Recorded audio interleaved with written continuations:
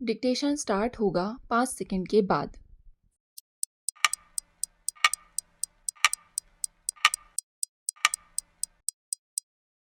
उपाध्यक्ष महोदय, इस सदन को स्मरण होगा कि मैंने 26 अगस्त 1996 को व्यापक परमाणु परीक्षण प्रतिबंध संधि (CTBT) के बारे में स्वतः एक वक्तव्य दिया था, जिसमें मैंने जेनेवा में हुए घटनाक्रमों के बारे में अपने मूल्यांकन और न्यूयॉर्क में महासभा में हुई चर्चाओं के दौरान अपनाए गए अपने दृष्टिकोण की रूपरेखा बताई थी।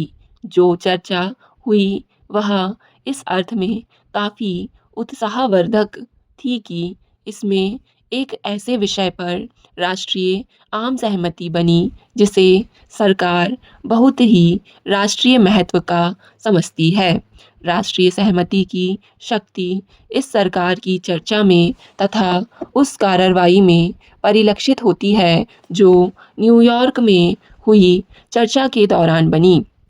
आज मैं आपकी अनुमति से न्यूयॉर्क में संयुक्त राष्ट्र महासभा के पुनः शुरू किए गए 50वें सत्र में जो घटनाएं हुईं उनके बारे में इस माननीय सभा को संक्षेप में बताना चाहता हूं।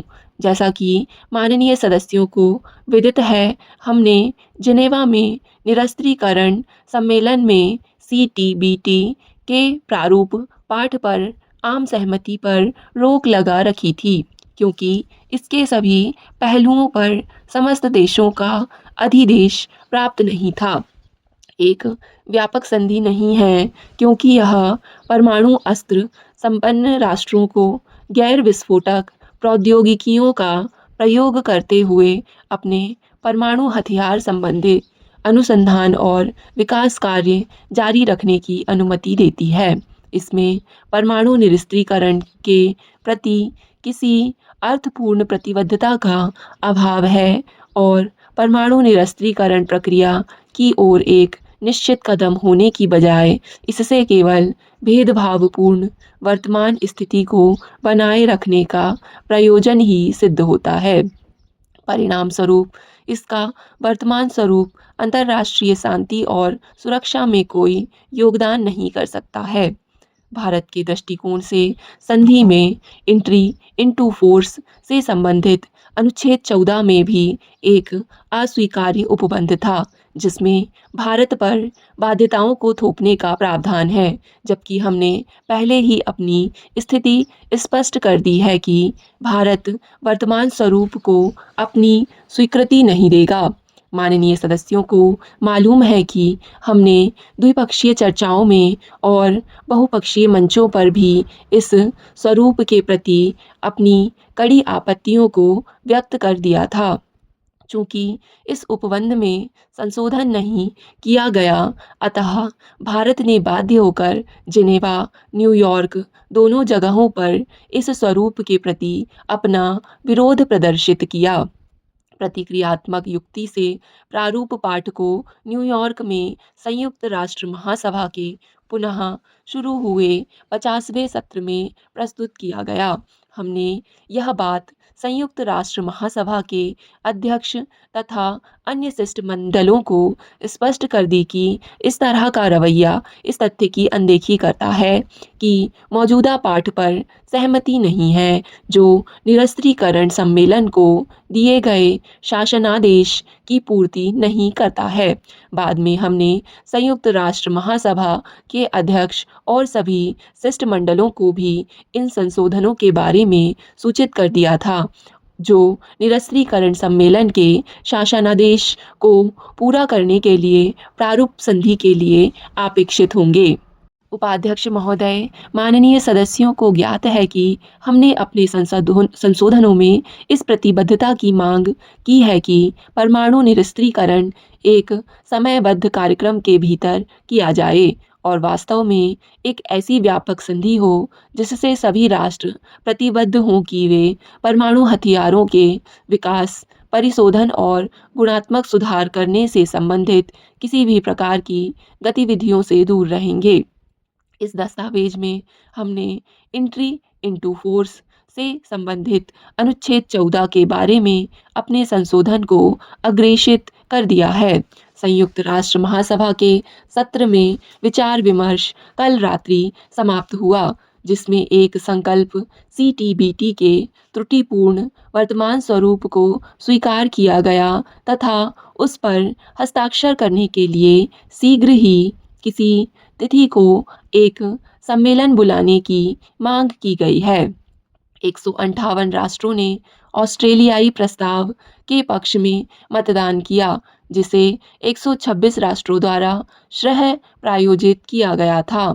भारत के साथ लीबिया और भूटान ने संकल्प के विरुद्ध मतदान किया। विशेष रूप से हम इस तथ्य को समझते हैं कि पड़ोसी भूटान, जिसके साथ हमारे मित्रता और सहयोग के साथ करीबी तथा पारंपरिक संबंध हैं, ने हमारी अवधारणाओं का साथ दिया है। इसी प्रकार यह संतोष की बात है कि मॉरिशस, जिसके साथ हमारे निकटवर्ती संबंध हैं, ने हमारी स्थिति को समझते हुए संकल्प पर हुए मतदान में हिस्सा नहीं लिया। कुल मिलाकर 5 देशों ने मतदान में भाग नहीं लिया। यह ध्यान देने योग्य बात है कि यद्यपि संकल्प 120 द्वारा सह प्रायोजित है, फिर भी इस मुद्दे पर सक्रिय दिलचस्पी दिखाने वाले अनेक निर्गुट देशों में संकल्प को सह प्रायोजित करने में संकोच किया। सक्रिय चर्चा के दौरान मतदान हुआ। चर्चा निरस्त्रीकरण पहलू पर थी, जिसमें व्यापक परमाणु निरीक्षण निषेध संधि की बात कही जानी थी। चर्चा में गुटनिरपेक्ष आंदोलन के अनेक देशों ने भाग लिया था। अपनाई गई प्रक्रिया पर व्यापक चिंता व्यक्त की गई थी तथा यह आशंका व्यक्त की गई कि इससे निरस्त्रीकरण संबंधी सम्मेलन की विश्वसनीयता में कमी आएगी। अनेक देशों ने एंट्री इनटू फोर्स उपबंधों को अभूतपूर्व और परंपरागत अंतर्राष्ट्रीय कानून से हटकर बताया। चर्चा में भाग लेने वाले गुटनिरपेक्ष देशों के प्रतिनिधियों ने संधि पाठ में अंतर्निहित कर्मियों को उजागर किया, जो इस बात को दर्शाता है कि वे भारत के दृष्टिकोण से सहमत हैं।